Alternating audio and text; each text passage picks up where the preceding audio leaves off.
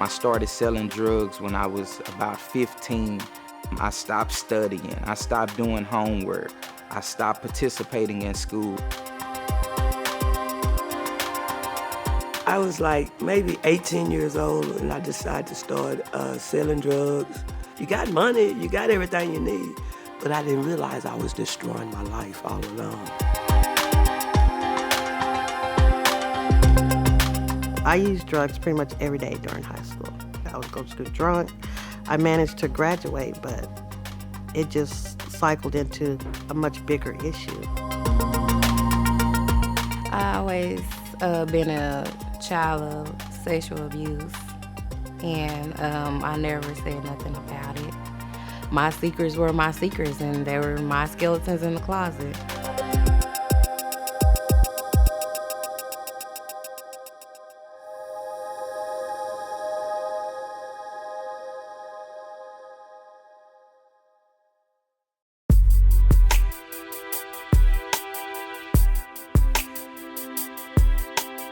My mother made sure that we had all our needs, even though she was the only parent that really took care of us other than my grandmother.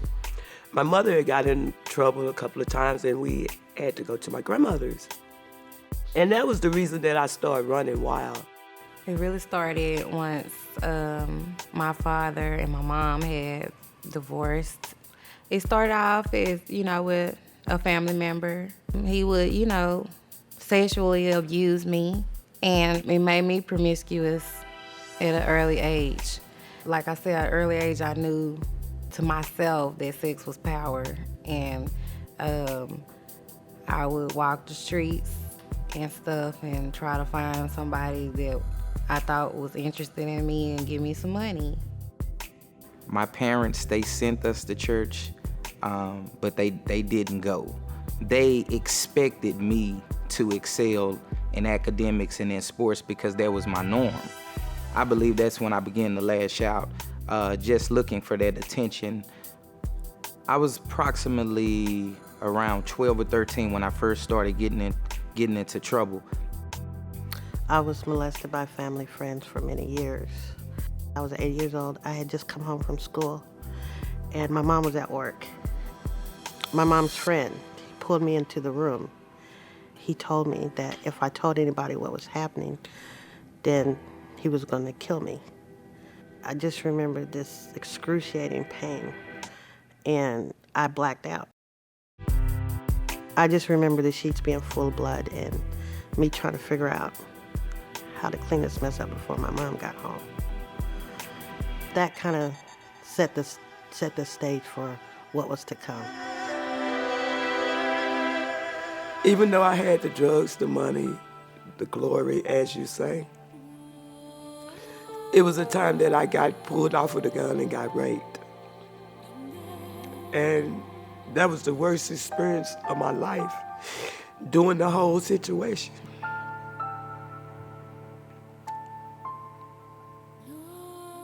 And I never tell no one. But it actually happened to me.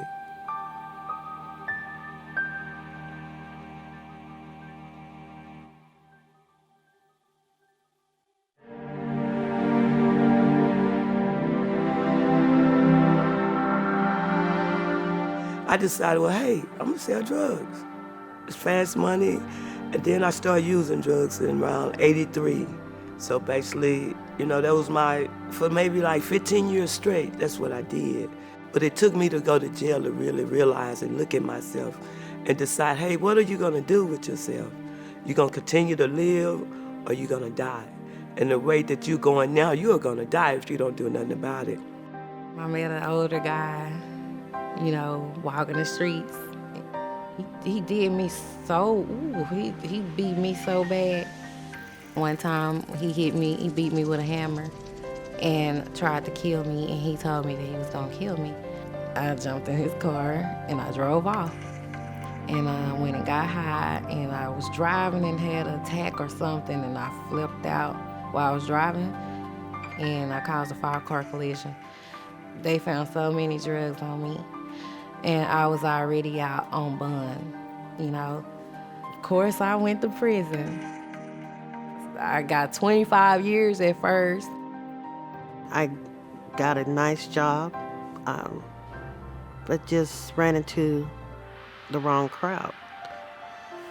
And I got involved again. I was over in Fort Worth. And I just remember just walking out and starting to walk real fast and the police tackling me. I remember there was news stations all surrounding. There was helicopters. And that was the time that I realized, okay, you're in big trouble. I was telling them about, a plan to go and rob, an easy robbery where we can get the money and make a way. And no one was supposed to get hurt. And when we left, they told me that they had shot the lady. I think that was the worst memory, one of the worst memories that I have, thinking about, when I was in the streets like that.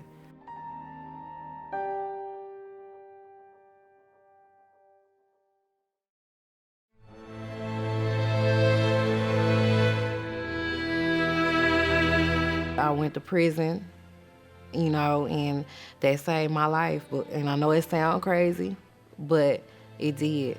I knew that it was time. I was tired of always wondering if the police were gonna come knocking at my door. I was tired of doing drugs. I was just tired. I got on my knees one night and I said, Lord, I got myself into a situation and I know it's only you and your mercy and grace that could get me out of it. Either I wanted to die or I just wanted a chance.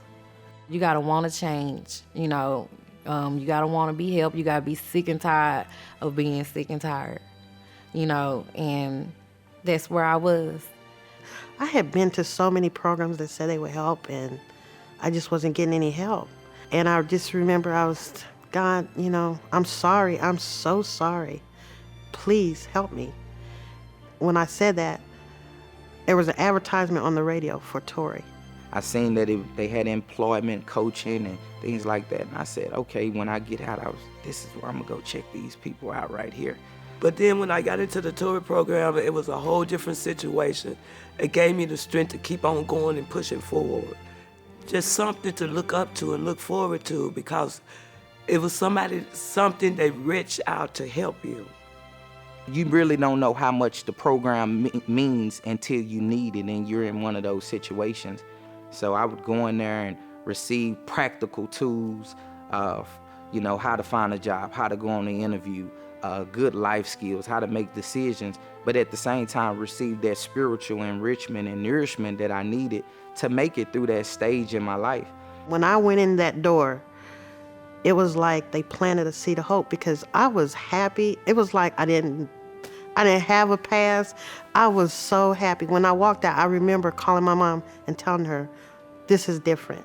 This is so different. And from that day, my life was different. It literally was different. God answered my prayer, because I wanted to die the day prior to. But since I've been in the Tory program, I have a lot of things to look forward to. I'm going to school. I'm going to be a medical assistant. I have my GED now. And I'm looking forward to a lot of more things in my lifetime.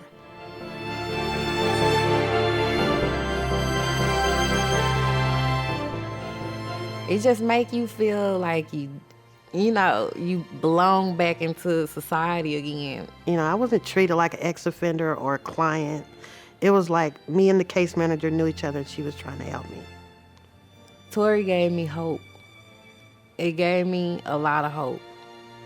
I don't believe that I could be where I'm at right now. I just got married. I've been married about 2 months. Of course, my wife is a beautiful gift from God. God is blessing me with everything that man said that I would never have. I'm just starting to remember my childhood, the good part, because I had so much bad. I just thank the Lord that I'm here today to talk about it. And I had the Tory program to back me up, because they say where there is hope, there is a way. My name is Hallie, and that's my story. My name is Benita, and that's my story. My name is Lakeitha, and that's my story. My name is Nathan, and that's my story.